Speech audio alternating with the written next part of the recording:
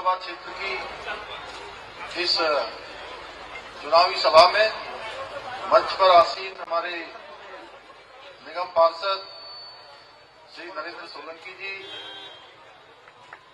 विजयंत राणा, बिट्टू भैया, राजपूत महासभा के डी.के. नौटियाल जी, अध्यक्ष उत्तराखंड घाट मंडल, अरुण चतुर्वेदी जी कार्यक्रम संयोजक, आनंद कौशिक जी, बजरंग सिंह राजपूत जी, संजीव कुशवाहा जी, प्रदीप शर्मा जी, नारायण दत्त लखेड़ा जी, महेश तोमर जी जिला महामंत्री, उमेश गिरी जी मंडल अध्यक्ष, देवी सिंह बिष्ट जी, हीरामणि ध्यानी जी, संरक्षक उत्तराखंड घाट मंडल, संतोष गौरव जी, मनोज मल्लिक जी, कुंवर सिंह राणा जी एवं यहाँ पर आए हुए हमारे सभी नेतागण, सभी उपस्थित मेरे सभी बड़े बुजुर्ग, सभी माताएं बहनें, सभी मेरे नौजवान साथियों, मीडिया के हमारे सभी मित्रों, आप सब रिठाला क्षेत्र के इस सभा में हमारी इस विधानसभा के प्रत्याशी भाई कुलवंत सिंह राणा जी को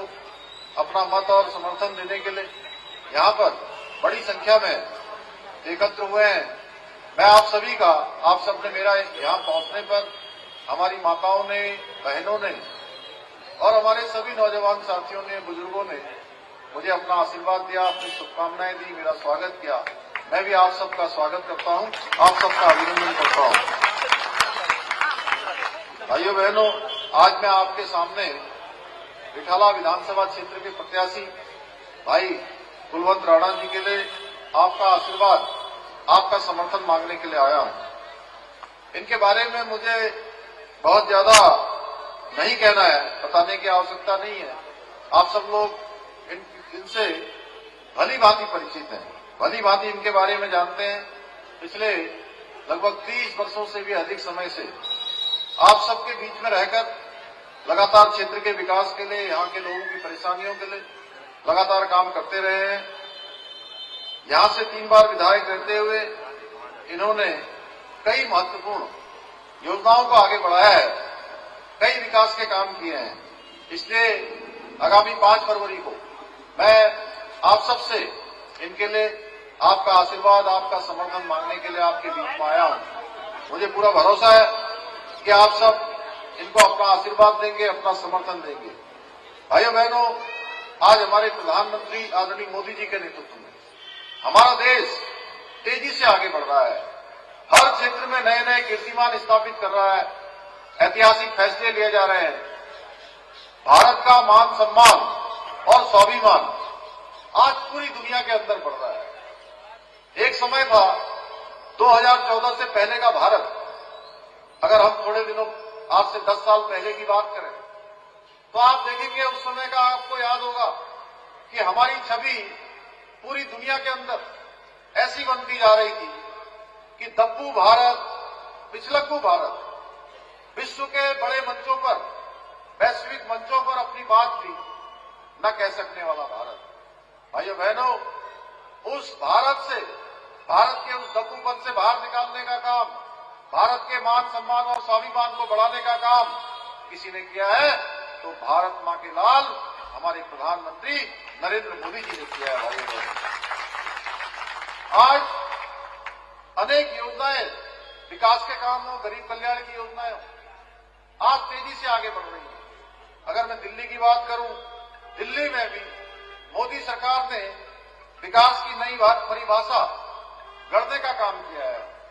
दिल्ली में हुए कुछ प्रमुख उदाहरणों की अगर मैं बात करूं तो 3600 करोड़ रुपए की लागत से अर्बन एक्सटेंशन रोड, 7500 करोड़ रुपए से किलगढ़ से द्वारिका एक्सप्रेस वे, 920 करोड़ रुपए से प्रगति मैदान का इंटीग्रेटेड ट्रांजिट कॉरिडोर, 11,000 करोड़ रुपए से ईस्टर्न पेरिफेरल एक्सप्रेस वे, और अभी हाल ही में केंद्र सरकार ने दिल्ली मेट्रो की फेज 4 की परियोजना के तहत रिठाला नरेला कुंडली कॉरिडोर को मंजूरी देकर इस क्षेत्र को विकास की नई दिशा देने का काम किया है। इसके अलावा अनेक क्षेत्रों में जो गरीब कल्याण की योजना है, आपको याद होगा कोरोना महामारी के दौरान गरीब कल्याण अन्न योजना प्रारंभ की गई थी। जब लोगों का रोजगार बंद हो गया था, कारोबार बंद हो गया था, छोटे छोटी मजदूरी करने वाले, दुकान चलाने वाले या कोई भी काम करने वाले, उनके घर का चूल्हा जलता रहे, उसके लिए प्रधानमंत्री जी ने गरीब कल्याण अन्न योजना चलाई थी। उस योजना का आज पूरे देश को लाभ मिल रहा है। 80 करोड़ से ज्यादा लोगों को लाभ मिल रहा है। दिल्ली में 70 लाख से अधिक लोग उस योजना से लाभान्वित हो रहे हैं। भाइयों बहनों, 4 करोड़ लोगों को देश के अंदर प्रधानमंत्री आवास योजना में मकान दिए गए हैं, जिसके माध्यम से दिल्ली में भी 30,000 नए घर बने हैं। जहां झुग्गी वहां मकान के तहत 6500 फ्लैट झुग्गीवासियों को समर्पित किए गए हैं। भाइयों बहनों, एक तरफ जहां आज मोदी जी 2047 में भारत को विकसित भारत बनाने के संकल्प के साथ आगे बढ़ रहे हैं, वहीं दूसरी ओर जो ये चुनाव दिल्ली का चल रहा है, इस चुनाव में एक और आम आदमी पार्टी है, एक और उनके साथ कांग्रेस पार्टी है, जो तुष्टीकरण, भ्रष्टाचार और राष्ट्र विरोधी जो उनका एजेंडा है, उस एजेंडे पर काम कर रहे हैं। जिस कांग्रेस को भ्रष्टाचार का मुद्दा बनाकर आपदा वालों ने दिल्ली में सत्ता हथियाई थी, आज वही आम आदमी पार्टी कांग्रेस से भी भ्रष्टाचार के मामले में कई गुना आगे निकल गई है। केजरीवाल सरकार के एक के बाद एक घोटाले सामने आ रहे हैं। भाइयों बहनों, इन लोगों ने शिक्षा मॉडल का झूठा प्रचार करके 2800 करोड़ का शराब का घोटाला किया, 24 घंटे पानी देने का वायदा करके 28,000 करोड़ का गबन किया, फ्री पानी देने का वायदा किया गया था। लेकिन आज भी दिल्ली की 40% आबादी प्यासी है और जो पानी भी आ रहा है वो पीने लायक नहीं है। यही नहीं, टैंकर माफिया भी केजरीवाल की सह पर दिल्ली में पनप रहे हैं। रिठाला विधानसभा क्षेत्र में भी कई कॉलोनियों को जल आपूर्ति के लिए टैंकरों पर ही निर्भर रहना पड़ रहा है।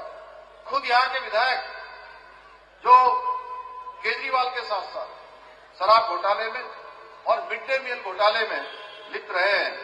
केजरीवाल जी महिलाओं को सुरक्षा देने की बात करते हैं, सुरक्षा कवच की बात कर रहे हैं, लेकिन उनकी पार्टी की सांसद, एक महिला सांसद, उन्हीं के आवास पर शीश महल में जिस प्रकार से उनके साथ मारपीट हुई थी, उसको पूरे देश ने देखा था।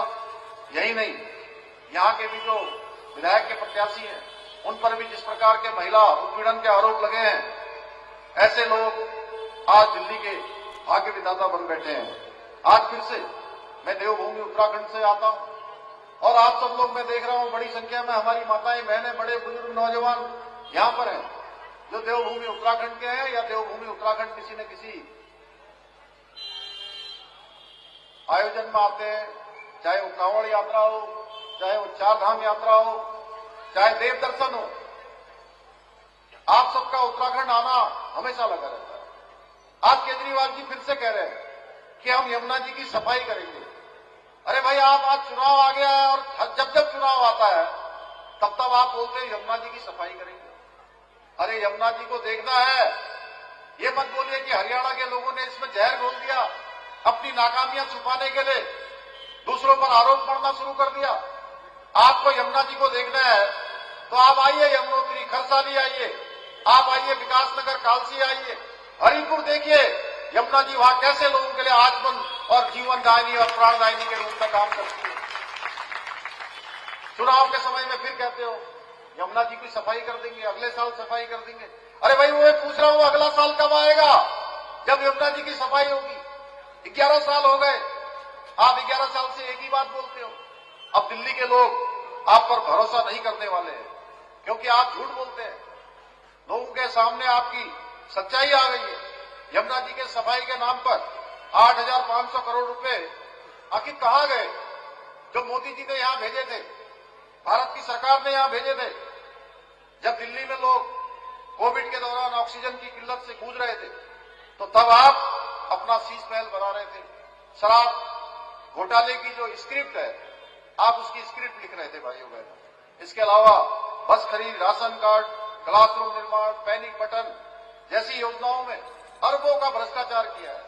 आज इनके मुख्यमंत्री, उप मुख्यमंत्री, इनके विधायक ये शराब घोटाले में जेल गए हैं और जेल से ये बेल पर रिहा होकर आए हैं भाइयों बहनों। लेकिन इनका अपराध केवल भ्रष्टाचार तक ही सीमित नहीं है। इनका एक एजेंडा और है, हम देवभूमि से लेकर पूरे देश के लोग जहां सनातन की बात करते हैं, ये सनातन धर्म का अपमान करते हैं। देश की स्थिरता को नुकसान पहुंचाना हो, दिल्ली में आप और कांग्रेस दोनों पार्टियां अलग अलग होने का नाटक कर रहे हैं भाइयों बहनों। लेकिन ये सच है, ये दोनों तुष्टीकरण के मामले में, भ्रष्टाचार के मामले में या हिंदू विरोध के मामले में एक दूसरे के सबसे बड़े साझीदार हैं। दोनों एक साथ मिलकर इन सब कामों पर काम करते हैं। ये वही लोग हैं जब भारत की सेना पाकिस्तान पर जाकर आतंकवादियों के अड्डों को पुलवामा बम विस्फोट के बाद, जिसमें हमारे देश के सैनिक बलिदान हो जाते हैं, भारत की सेना बदला लेती है, उन आतंकवादियों को पाकिस्तान के बॉर्डर पर जाकर उनके अड्डों को नष्ट करने का काम करती है, तब ये कहते हैं, जानते हैं क्या कहते हैं? उस समय ये सेना के सर्जिकल स्ट्राइक पर प्रश्न चिन्ह खड़ा करते हैं भाइयों बहनों। सेना से कहते हैं सबूत लेकर आइए। इस प्रकार की इनकी मानसिकता है। दिल्ली में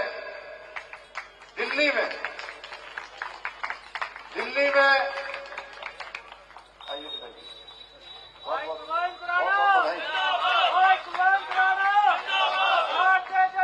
आपके विधायक भी आ गए हैं, प्रत्याशी भी है, हम इनका बहुत स्वागत करते हैं। बहुत स्वागत।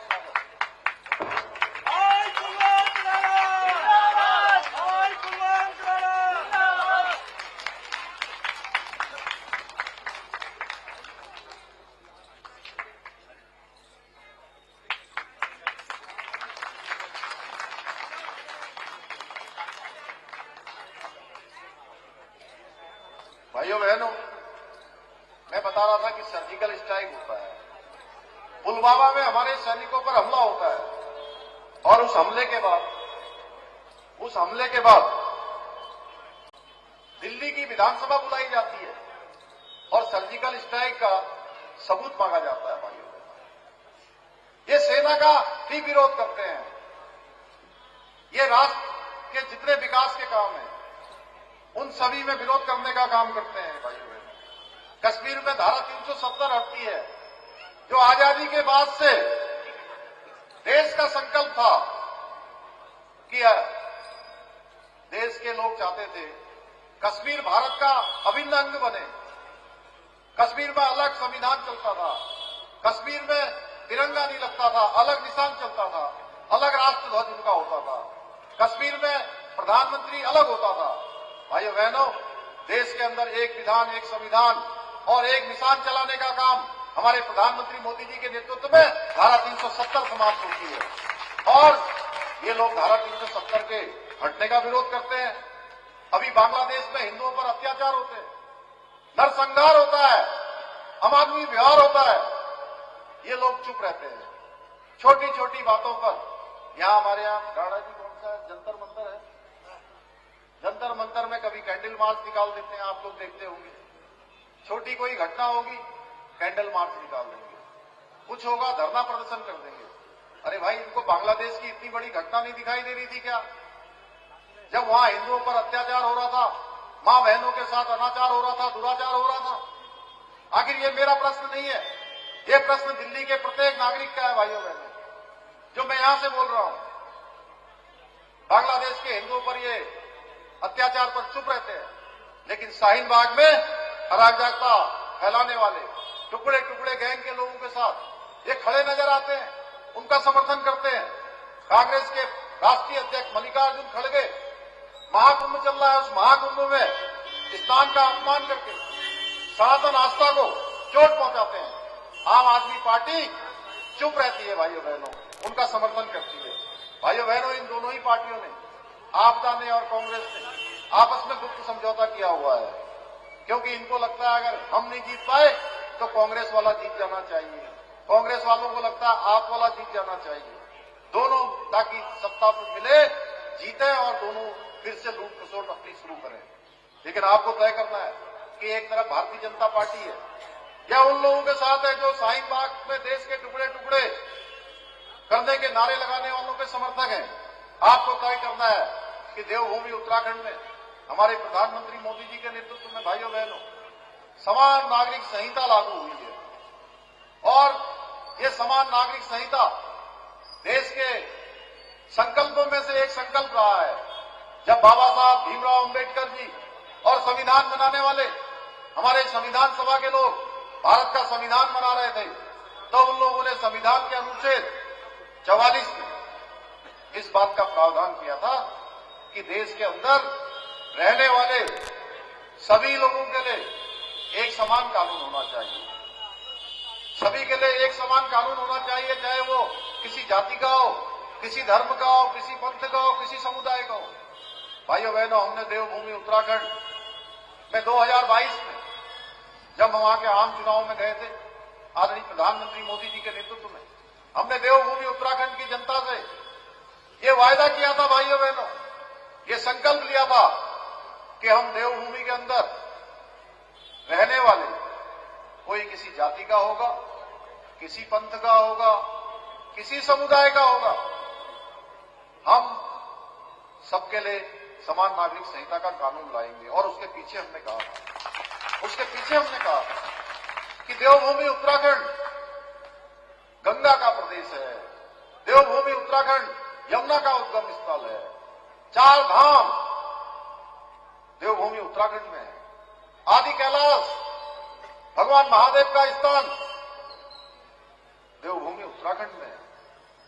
2 अंतर्राष्ट्रीय सीमाओं से हमारा प्रदेश लगता है। भाइयों बहनों, हर परिवार से, हर घर से कोई सेना में है, कोई अर्धसैनिक बलों में है, देश की सीमाओं पर सुरक्षा पर तैनात है। इसलिए देवभूमि में एक समान कानून होना चाहिए। भाइयों बहनों, देवभूमि उत्तराखंड की जनता ने उत्तराखंड राज्य स्थापना के 22 सालों में पहली बार एक मिथक तोड़ने का काम किया। वहां एक मिथक था। मिथक ये था कि हर बार चुनाव में सरकार बदल जाती थी, हर बार चुनाव में सरकार बदल जाती थी। भाइयों बहनों, एक परिपाटी थी, एक परिपाटी जैसी पड़ गई थी कि 5 साल एक सरकार और 5 साल दूसरी सरकार। भाइयों बहनों, देवभूमि उत्तराखंड की जनता ने मिथक तोड़ा, ये परिपाटी बदली और एक इतिहास बना दिया। भारतीय जनता पार्टी का डबल इंजन लगातार दोबारा लगा दिया। और हमने भी जो देवभूमि की जनता के से जो वायदा किया था, हमने वो वायदा निभाया है। हमने देवभूमि उत्तराखंड में समान नागरिक संहिता का कानून लागू कर दिया। अब किसी बहन को परेशान होने की जरूरत नहीं है, किसी का उत्पीड़न नहीं होगा। आपको याद होगा 2022 में दिल्ली में एक घटना हुई थी, राणा में श्रद्धा वालकर, एक बेटी और एक हैवान आफ्ताब, जिसमें दोनों साथ साथ रहते थे, और उस बेटी के टुकड़े काट काट के 300 लीटर वाले फ्रिज के अंदर डाल दिए थे। भाइयों बहनों, अब ये समान नागरिक संहिता आने के बाद जिसकी हमने शुरुआत की है, कोई भी आफ्ताब अब इस प्रकार की हावियत किसी बेटी के साथ नहीं कर पाएगा। भाइयों बहनों, हमने समान नागरिक संहिता में कानून बनाया और ये देवभूमि उत्तराखंड से ये गंगोत्री निकली है। जिस प्रकार मां गंगा, यमुना देवभूमि उत्तराखंड से निकलकर पूरे देश को जल देने का, जीवन देने